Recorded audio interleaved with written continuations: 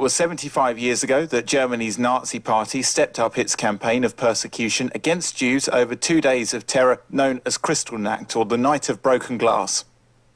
Commemorations are being held globally to mark the coordinated attacks in Germany and Austria by the Nazis' paramilitary wing and non-Jews. Synagogues were torched, businesses looted, and over 30,000 Jews were arrested for deportation to concentration camps. The persecution of Jews started in Germany in 1933, but Kristallnacht is seen as the event which intensified the violence which eventually led to the Holocaust.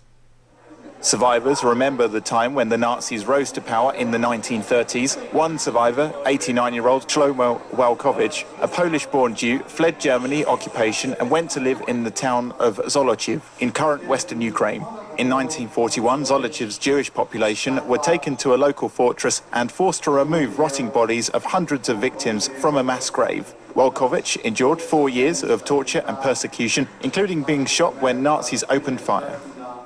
He says he had no time to be scared. The thought of what could happen next preoccupied him. After the war, it took time for him to realize what happened here and there.